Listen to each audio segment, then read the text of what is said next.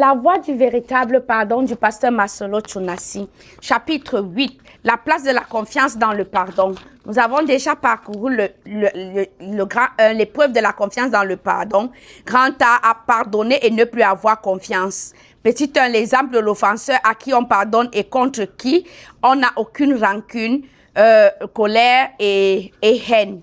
Maintenant, on va au petit 2. L'exemple du pardon accordé à une personne à qui, néanmoins, il ne sera pas attribué les mêmes responsabilités. Vous pardonnerez à cette personne, mais vous ne lui redonnerez pas la tâche qui lui avait été confiée avant la faute commise. D'autres tâches à accomplir le mettront aussi à l'épreuve de votre confiance. En clair, la confiance en l'autre est un droit que nul ne peut vous arracher contre votre gré, même si vous avez pardonné l'offense. Même Dieu peut pardonner tout en cessant de confier à son enfant certaines missions. Celui qui comprend ceci acceptera qu'il soit éprouvé, alors que celui qui s'empresse d'assurer l'autre de sa droiture pour s'enquérir de sa confiance dissimule souvent quelque chose. Bien-aimés, si vous ne comprenez pas ce message, vous risquez de ne jamais entrer ou de vivre votre destinée, d'avoir une grande entreprise si c'est votre appel, car vous opérez dans le pardon et la confiance en même temps, alors que ce sont deux positionnements différents. Si un de vos salariés vous vole, pardonnez-lui, mais licenciez-le et remplacez-le par un autre qui ne vous volera pas. Le fait d'avoir une mauvaise connaissance de la parole conduit à agir par culpabilité ou par sentimentalisme. Alors, retenez bien ceci. Ce n'est pas parce que vous êtes chrétien que vous devez continuer à travailler avec quelqu'un qui détruit votre entreprise ou à poursuivre une relation avec une personne toxique au nom de la communion fraternelle.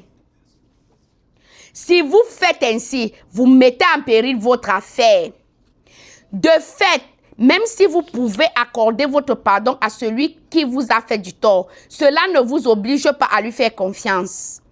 Cela ne vous oblige pas à lui refaire confiance, quand bien même vous êtes réconcilié avec lui. Au contraire, vous devez vous en séparer. Grand B, pardonner, faire la paix, mais se séparer. C'est le niveau de la séparation dans la paix et dans l'amour, en dépit de la réconciliation déjà intervenue. Vous pardonnez au fauteur, mais vous vous séparez de lui. Autrement dit, vous pouvez pardonner à quelqu'un, mais comprendre que vous ne pouvez plus faire route ensemble, qu'il soit proche de vous ou non. Vous vous séparez de lui alors même que vous n'avez aucun ressentiment à son encontre. Ainsi, vous n'avez aucune obligation de marcher avec quelqu'un parce que vous avez fait la paix avec lui. Vous lui pardonnez, vous vous réconciliez, mais chacun prend son chemin puisque vous n'êtes pas fait pour marcher ensemble. Rappelez-vous que vous ne pouvez être l'ami de tous les hommes sur la terre. Quelqu'un qui a trop d'amis est en danger. Par conséquent, il vaut mieux peu d'amis et beaucoup de connaissances. Même Jésus-Christ n'avait que 12 disciples qui étaient proches de lui. Ne dit-on pas à chacun sa route et à chacun sa destinée? Lorsqu'une personne n'est pas dans votre destinée, vous pouvez l'aimer sans pour autant continuer à marcher avec elle. Cela a été le cas de Paul avec Marc.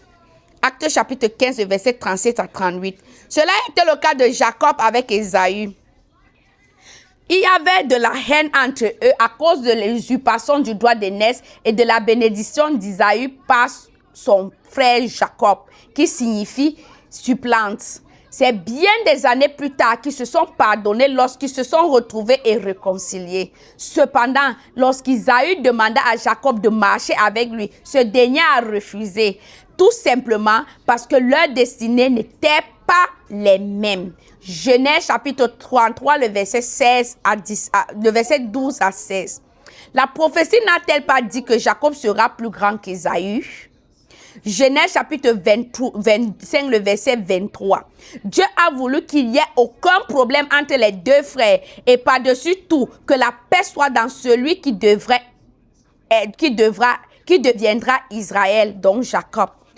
On se pardonne, mais on ne peut demeurer au même endroit car le deuxième ne pourra pas supporter la grandeur du premier.